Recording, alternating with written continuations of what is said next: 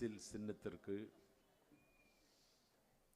வாய்ப்பளியுங்கள் தளபதி விஜய் அவர்களுக்கென்று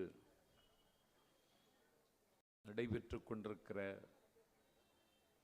பிரச்சார பொதுக்கூட்டத்திற்கு தலைமை வகித்திருக்கின்ற மாவட்ட கழகத்தின் செயலாளர், கண்ணிமைக்காமல் கடமையாற்றுகின்ற கர்மயோகி சுரா செந்தில் அவர்களே, சுரா வேலு அவர்களே, வரவேற்புரை என்கிற பெயரால் ஒரு நீண்ட உரையாற்றியிருக்கிற நெஞ்சம் கவர்ந்த தம்பி மகேஷ் அவர்களே, தலைமை கழகத்தின் பொழிவாளர் தம்பி ராமகிருஷ்ணன் அவர்களே, வாக்குகளை சேகரித்து அமர்ந்திருக்கின்ற பொறுப்பாளர்,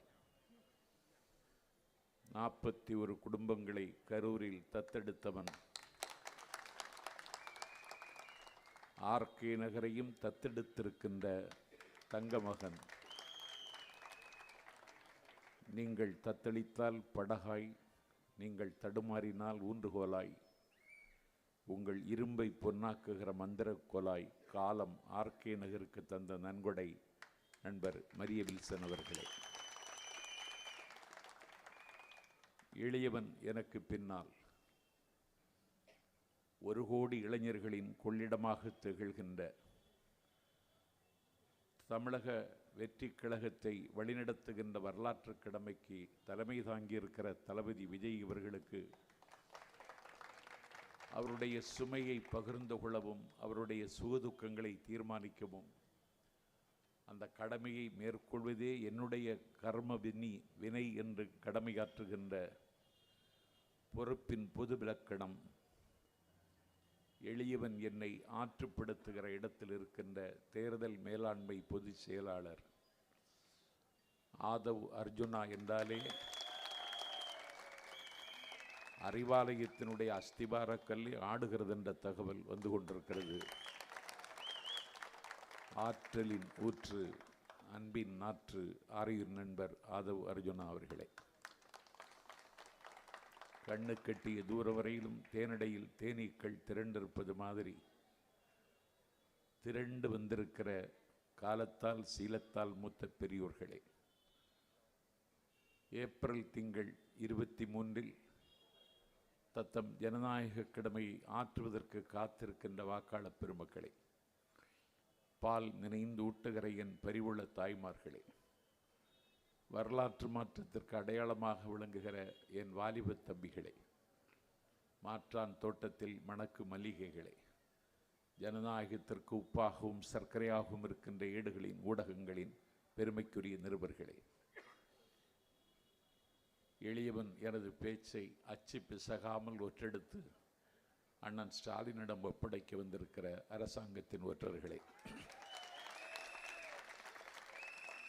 கூட்டத்திற்கு அனுமதியும் பாதுகாப்பும் நல்கியிருக்கிற காவல்துறையை சார்ந்த அதிகாரிகளே, எல்லாவற்றுக்கு மேலாக விடுகதையாகிவிட்ட தமிழர்களின் கேள்விக்கு கிடைத்த விடை, அடக்க முடியாத கடல் அலையின் பெருமுழக்கம், விளக்க முடியாத விரிவானம், தளபதி விஜய் அவர்களின் நெஞ்சில் குடியிருக்கும் என் செல்வ தம்பிகளே வணக்கம்.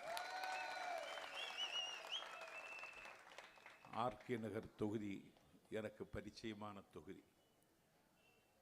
இந்த தொகுதிக்கு வரலாற்றில் ஒரு இடம் உண்டு. ஆசிரியராக இருந்த தகுதியினாலேயே இந்தியாவினுடைய குடியரசுத் தலைவராக முடிசூட்டப்பட்டவர் சர்வப்பள்ளி ராதாகிருஷ்ணன். அவருடைய பெயரால் இருக்கிற தொகுதி ஆர்கே நகர் தொகுதி. இது காலம் காலமாக திமுகவுக்கு எதிர்த்து வாக்களிக்கிற மக்கள் தலைநகர் சென்னையில் இருக்கிற ஒரு தொகுதி ஆர்கே நகர் தொகுதி. என்னுடைய நினைவுகள் சரியாக இருக்குமானால் இந்த தொகுதியில்தான் கொடிக்கால் புதமடா என்று பாடிப்பரவிய கம்யூனிஸ்ட் கட்சியின் மகத்தான தலைவன், 18 ஆண்டு காலம் தலைமுறை வாழ்க்கை வாழ்ந்தவன், பாலின்றி பிள்ளைகளும் உணவின்றி தாயெழுவாள், வேலையின்றி நாம் உழுவும் வீடு முச்சூடும் எழும் என்று அழுதானே பூதப்பாண்டி ஜீவானந்தம் நின்ற தொகுதி இந்த ஆர்கே நகர் தொகுதி. அன்றைக்கு நான் உரையாற்ற வந்த பொழுது நண்பர் மரிய வில்சன் சொன்னார், குடும்ப ஆட்சிக்கு எதிரான யுத்தம் இந்த யுத்தம் என்றார். இந்த தொகுதியில் தான் பூதப்பாண்டி ஜீவானந்தம் நின்றார். 18 ஆண்டு காலம் தலைமறைவு வாழ்க்கை வாழ்ந்தார். அவர் 18 ஆண்டு கால தலைமறைவு வாழ்க்கையை முடித்துவிட்டு வெளியே வருகிற பொழுது நேராக தான் குடியிருக்கிற வீட்டுக்கு போகவில்லை, ஜனசக்தி அலுவலகத்திற்கு சென்றார். ஜீவா வந்துவிட்டார் என்ற செய்தி காட்டு தீ போல பரவி ஜீவாவை பார்ப்பதற்கு அணி அணியாக அலையலையாக மக்கள் அவரை முற்றுகையிடுகிறார்கள். அந்த முற்றுகையிட்ட கூட்டத்திலே 2 பெண்கள் நின்றார்கள். ஒரு பெண்ணிடத்திலே ஜீவா கேட்டார், உனக்கு என்ன வேண்டும், என்னை பார்க்க நீ ஏன் வந்தாய் என்று கேட்டார். அந்த பெண் சொன்னாள், நான் ஒரு வழக்கறிஞரிடத்திலே குமஸ்தா வேலைக்கு மனு போட்டிருக்கிறேன், நீங்கள் ஒரு பரிந்துரை கடிதம் தந்தால் எனக்கு அந்த வேலை கிடைக்கும் என்று உங்களை நம்பி வந்தேன் என்றார். உடனடியாக ஒரு தாளில் பரிந்துரை கடிதம் எழுதி அந்த பெண்ணிடத்திலே கொடுத்தார்.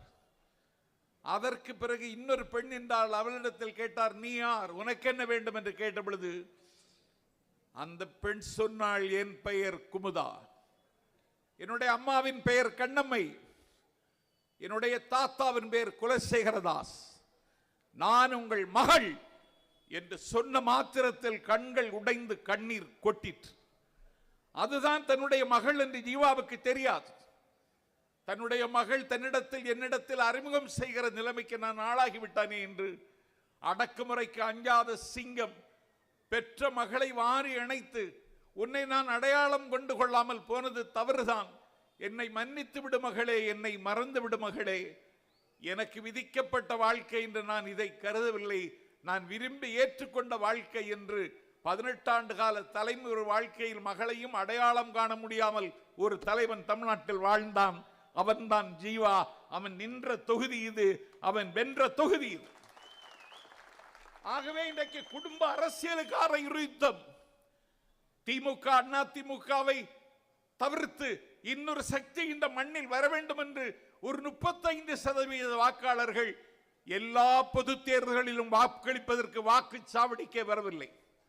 நான் தேர்தல் மேலாண்மை பொதுச் செயலாளருக்கு சொல்லுகிறேன், 26 தேர்தல் வாக்களிப்பு வந்தபோது உங்களுக்கு ஒரு செய்தி வரும்.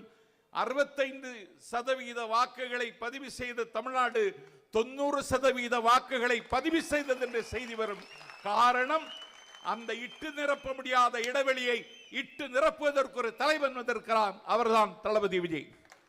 திமுகவுக்கு எதிராக, அண்ணா திமுகவுக்கு எதிராக இயக்கம் கண்டவர்கள் எல்லாம் முடங்கி விட்டார்கள், அவர்களை முடக்கி விட்டார்கள். இன்றைக்கு 26 கட்சி கூட்டணியோடு அண்ணன் ஸ்டாலின் களத்தில் நிற்கிறார். நாஞ்சில் சம்பத் கேட்கிறேன், எந்த காலத்தில் 26 கட்சியோடு கூட்டணி வைத்துக் கொண்டீர்கள்? விஜயினுடைய வருகையும் வளர்ச்சியும் என் தலைவனுக்கு கிடைக்கிற வரவேற்பும் உன்னை 26 கட்சிகளை நாட வைத்திருக்கிறது. ஆகவே இந்த யுத்தம் மிகப்பெரிய யுத்தம். இந்திய துணைக்கண்டத்தினுடைய அரசியல் வரலாற்றில் தமிழ்நாட்டில் நடைபெறுகிற இந்த தேர்தல் மிக முக்கியமான பொது தேர்தல். நேற்றைக்கு அரசியலுக்கு வந்தவன் என்று கிண்டல் செய்கிறார்கள். 3 வயது பாப்பா என்று எங்களை அழுக்காக்க பார்க்கிறார்கள். நித்தம் ஒரு செய்தியை வாந்தி எடுத்து எங்கள் மீது வதந்தியை பற்ற வைத்து எங்களை அழுக்காக்க பார்க்கிறார்கள். எங்கள் தலைவனை அழுக்காக்க முடியாது. அவன் ஆகாயம், அண்டங்காக்கைகள் அவனை அழுக்காக்க முடியாது. எங்கள் தலைவர் எரிமலை, எச்சில்கள் துப்பி எரிமலை சாய்ந்ததாக சரித்திரமில்லை. எங்கள் தலைவர் வானம், குச்சிகள் வானத்தை கிழித்ததாக செய்திகள் இதுவரைக்கும் வந்ததில்லை. அவர் சொல்லுவதுதான் எங்களுக்கு வேத மந்திரம். கான்பிடன்ட் இருங்கள், நாளை நமதே என்று சொல்லுகிறார். அந்த நம்பிக்கையில் களமாடுகிறோம். ஆர்கே நகர் தொகுதி, இந்த தொகுதியினுடைய ஒவ்வொரு வட்டமும் எனக்கு தெரியும். இங்கே ஒரு அனாதை ஆனந்தன் நின்றான், 20 ரூபாய் ஆனந்தன். அவனை பேசி வெற்றி பெற வைத்தவனே நான் தான். இந்த தொகுதியில் இப்போது நாங்கள் வெல்வோம். இந்த தொகுதியில் எவ்வளவு பிரச்சனை இருக்குன்னு எனக்கும் தெரியும். அதை இங்கே பட்டியலிட்டார் மரிய வில்சன் அவர்கள். இனி ஒரு உண்மை என்னவென்றால், 1977 ஆஃப்டர் எமர்ஜென்சி, நெருக்கடி நிலை காலத்திற்கு பிறகு வந்த முதல் தேர்தலில் 77 தேர்தலில் மக்கள் திலகம் எம்ஜிஆர் இந்த மண்ணில் முதல்வராக முடிசூட்டப்பட்டாலும் தலைநகர் சென்னையில் எல்லா தொகுதிகளிலும் திமுக தான் வென்றது. அப்போது அதிமுகவின் சார்பில் வென்ற ஒரே தொகுதியும் இந்த ஆர்கே நகர் தொகுதி தான். ஆகவே திமுகவுக்கு எதிராக சிந்திக்கிறவர்கள், இயங்குகிறவர்களின் கொள்ளிடம் இந்த தொகுதி. உங்களுக்கு இப்பொழுது ஒரு ரட்சகன் கிடைத்திருக்கிறான், ஒரு மீட்பன் கிடைத்திருக்கிறான். அவரை காயப்படுத்தி விடாதீர்கள் என்று கேட்கத்தான் வந்தேன். நிறைய பேர் சொல்லுவார்கள் சுடுகாட்டில் சமதர்மம் இருக்கிறது என்று. சுடுகாட்டில் எல்லாம் சமதர்மம் இல்லை. ஜவஹர்லால் நேரு இறந்த பொழுது 10 ஏக்கர் நிலத்தில் சந்தனக்கட்டை அடுக்கி 10,000 லிட்டர் பசுவின் நெய் விட்டு தகனம் செய்தார்கள். நாஞ்சல் சம்பத்து செத்தால் 10,000 லிட்டர் பசுவின் விட்டு நெய் விட்டு தகனம் செய்ய முடியும் என்று, செய்யலாம் என்று உத்தரவாதத்தை ஆதவ அர்ஜுனா தந்தால் இன்றைக்கே செத்து விடுகிறேன். நடக்காது. மக்கள் திலகம் எம்ஜிஆர் மறைந்தார். யமனை வென்றவன் எம்ஜிஆர். எம்.ஆர். ராதாவின் துப்பாக்கி குண்டுகள் தொண்டையிலே குறிபார்த்த பொழுதும் யமனுக்கு டாட்டா காட்டியவர் எம்ஜிஆர். அந்த மன்னாதி மன்னனுக்கு மரணம் வராதென்று மக்கள் நம்பினார்கள். அந்த தலைவனும் ஒரு நாள் கண்ணை மூடினான்.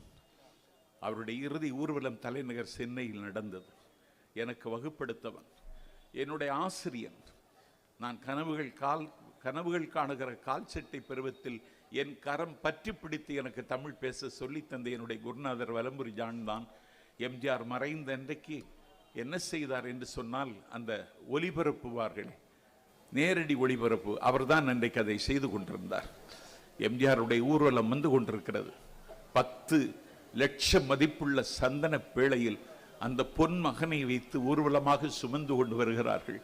எம்ஜிஆருக்கு கடைசி காலத்தில் சால்ட் டிசீஸ், உப்பு நோய்.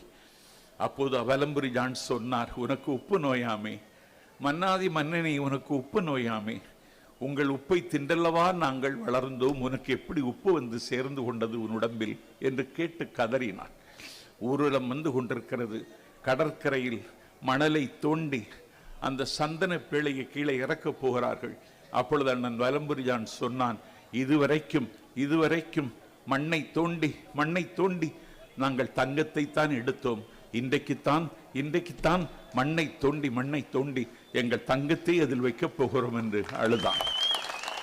மண்ணை அள்ளி போட்டு அவரை அடக்கம் செய்கிற அந்த கடைசி நிமிடத்திலே அண்ணன் தொண்டை உடைய கதறி அழுது கொண்டு என் அண்ணன் சொன்னான், இதுவரைக்கும் சந்திரன் கிழக்கில் தான் அஸ்தமனமாயிற்று, மேற்கில் தான் அஸ்தமனமாயிற்று, இன்றைக்குத்தான் சந்திரன் கிழக்கில் அஸ்தமனமாகிறது என்று எங்கள் அண்ணன் அன்றைக்கு சொன்னான். ஆகவே சுடுகாட்டில் கூட சமதர்மம் இல்லை. மக்கள் திலகம் எம்ஜிஆருக்கான ஈமச்சடங்குக்கும் இறுதி ஊர்வலத்திற்குமான செலவு இன்றைக்கு அரசின் கணக்குப்படி 16 லட்சம். ஆகவே இடுவார் கரம் பார்த்து, இல்லை என்பார் முகம் பார்த்து. பகலில் செத்தால் பாடை வாங்க வழியில்லை, இரவில் செத்தால் எண்ணெய் வாங்க வழியில்லை என்று வாழுகிற நாட்டில், ஏழைகள் வாழுகிற நாட்டில் சுடுகாட்டில் கூட சமதர்மம் இல்லை. 6000 ஏக்கர் உள்ளவனுக்கும் அத்தானிக்கும் ஒரு ஓட்டு தான். செத்தால் புதைப்பதற்கு 6 அடி நிலம் இல்லாத ஒரு ஏழைக்கும் ஒரு ஓட்டு தான். பொல்லாத பணக்காரன் அம்பானிக்கும் ஒரு ஓட்டு தான். பொறிக்கடலை தின்ன முடியாத எங்கள் ஆர்கே நகர் பொக்கைவாய் கிளவிக்கும் ஒரு ஓட்டு தான். ஒரு ஓட்டின் மூலம் தான் கேட்டை மாற்ற முடியும். The revolution not by bullets but by ballots. வேட்டுகளின் மூலமும் வெடிக்குண்டுகளின் மூலமும் செய்ய முடியாத புரட்சியை ஓட்டுகளின் மூலம் செய்ய வாருங்கள். அந்த நாள் ஏப்ரல் திங்கள் 23. தகப்பனுக்கு பிறகு மகன், மகனுக்கு பிறகு பேரன், இன்ப நிதி வழங்கும் பராசக்தி, அது பாராசக்தியாகி போய்விட்டது. ஆகவே அடுத்த தலைமுறைக்கு திமுகவை கடத்துவதற்கு ஒரு குடும்பம் எத்தனிக்கிறது. இந்த ஆக்டோபஸ் கரங்களிடமிருந்து தமிழ்நாட்டை மீட்க யாராலும் முடியவில்லை. ஒருவனால் முடியும் என்றால் அவன் பெயர் விஜய் என்று எங்கள் தலைவன் விஸ்வரூபம் எடுத்து நிற்கிறார். பணபலம் இல்லை, எங்கள் கட்சியில் நிதி இல்லை, பணபலம் இல்லை, நாங்கள் நிதி வசூலிக்கவில்லை. அவரிடத்திலே பணம் குவிந்து கிடக்கிறது. முதலமைச்சர் கலந்து கொள்கிறார், தீபங்கள் சிரிக்கிற திருவண்ணாமலையில் அங்கே அவருக்கு வெள்ளி நாற்காலி போடுகிறார்கள். வெள்ளியினால் செய்த நாற்காலி. ஒரு 1000 ரூபாய் கொடுத்து ஒரு வெள்ளி மூக்குத்தி வாங்கி அணிவதற்கு வக்கில்லாத ஏழை பெண்கள் தமிழ்நாட்டில் 50 லட்சம் பேர் இருக்கிறார்கள். ஆனால் அவர் தமிழ்நாட்டினுடைய முதலமைச்சருக்கு வெள்ளி நாற்காலி. யார் ஊர்காலியோ அறுத்து கொண்டு போட்டான் ஒருவன். 50 ஆண்டு கால அரசியல் அனுபவம் உள்ள என் அண்ணன் ஸ்டாலின் அந்த நாற்காலியில் உட்கார மாட்டார் என்று நான் தொலைக்காட்சியை பார்த்து கொண்டிருந்தேன். உட்கார்ந்து விட்டார். உட்கார்ந்ததுதான் போதாது, காலுக்கு மேல் கால் போட்டு உட்காருகிறார். அன்றைக்கே என்னுடைய நாட்குறிப்பில் எழுதினேன், ஸ்டாலின் நீ வெள்ளி நாற்காலியில் உட்கார்ந்து விட்டாய், உன்னுடைய முதலமைச்சர் நாற்காலி நகர்ந்து பனையூருக்கு போகிறது என்று எழுதினேன். When Rome was burning, Nero was fiddling. ரோமாவரி நகரம் தீப்பற்றி எரிகிற பொழுது விடில் வாசித்த நீரோ மன்னனுக்கு நிகரானவர்கள் நீங்கள். உங்களை அப்புறப்படுத்துவதற்கு யாராலும் முடியாது. எடப்பாடி பழனிசாமியால் முடியாது. அவரை டெல்லியிலேயே காயப்படுத்தி தான் அனுப்பியிருக்கிறார்கள். வேறு யாருக்கும் முடியாது. எங்களால் மட்டும்தான் முடியும். எங்களால் மட்டும்தான் பொழுது விடியும். ஆகவே ஏப்ரல் 23 அதிகாலையிலே வந்து வாக்களித்து விடுங்கள். கள்ள ஓட்டு போட்டு விடுவார்கள். எஸ்ஐஆரை தாண்டி செய்வார்கள் அவர்கள். கள்ள ஓட்டு போட்டு விடுவார்கள். சிங்கத்தமிழன் சிவாஜி கணேசன் ஓட்டையே போட்டவங்க அவங்க. சிவாஜி கணேசனையுமா யாருக்கும் தெரியாது. எல்லா நடிகர்களுக்கும் கண்கள் பேசினால் சிவாஜி கணேசனுக்கு அங்கம் பேசும். அந்த நடிகருடைய ஓட்ட போட்டாங்க. போக்ஸ் ரோட்ல அவருடைய வாக்குச்சாவடிக்கு ஒரு கண்டோசா கார்ல இருந்து கம்பீரமா இறங்கி ஒரு சிகரெட்டை குடிச்சிட்டு அவர் அப்படியே வாக்குச்சாவடிக்கு, வானம் பொழிகிறது, பூமி விளைகிறது, உனக்கு எதற்கு தர வேண்டும் கிறிஸ்தி எம்கல பெண்களுக்கு மஞ்சள் அரைத்தாயா, பணிவிடை புரிந்தாயா, நாற்று நட்டாயா, கஞ்சி கலையும் சுமந்தாயா, பிச்சை கேட்டால் தருகிறேன், வரி கேட்டால் தர முடியாது, யாரிடத்தில் கேட்கிறாய் வரி வட்டி என்று அவர் வசனம் பேசிக்கொண்டே வாக்குச்சாவடிக்குள் வந்து என்னுடைய பூத்து சிலிப்பை கொடுங்கள் என்று கேட்டார். பூத்தில் இருந்தவன் சொன்னான், உன் ஓட்டை ஏற்கனவே ஒரு கணேசன் போட்டுவிட்டு போய்விட்டான்.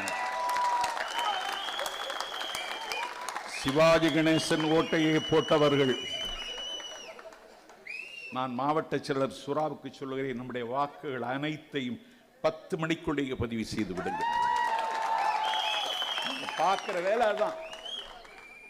எல்லா வாக்குச்சாவடியிலும் மழை மழை மழை மழை என்று காரப்பறவையின் கலகரம் என்னும் ஓசையை விட உன்னதமான ஓசை, யானையின் பிளிரல் ஓசையை விட உன்னதமான ஓசை, கர்ஜிக்கும் சிங்கத்தின் ஓசையை விட கனத்த ஓசை, என் தாய் தயிரை கடைகிற பொழுது வருகிற மத்த ஓசை, உழவர்கள் உழவோட்டும் பொழுது அவர்கள் ஏரோட்டு பாடுகிற அந்த ஓசை, ஆழக்கடலின் ஓசை ஆலயமணியின் ஓசையை விட விசிறியின் ஓசை வலிமை உள்ளது என்பதை நிரூபிக்க வாக்களியுங்கள் விசிறிக்கு, வாய்ப்பளியுங்கள் தளபதி விஜயின் வேட்பாளருக்கு என்று சொல்லி தேர்தல் மேலாண்மை பொதுச் செயலாளர் உரையாற்றியிருக்கிற காரணத்தினால் விருப்பமில்லாமல் விடைபெறுகிறேன். நன்றி, வணக்கம்.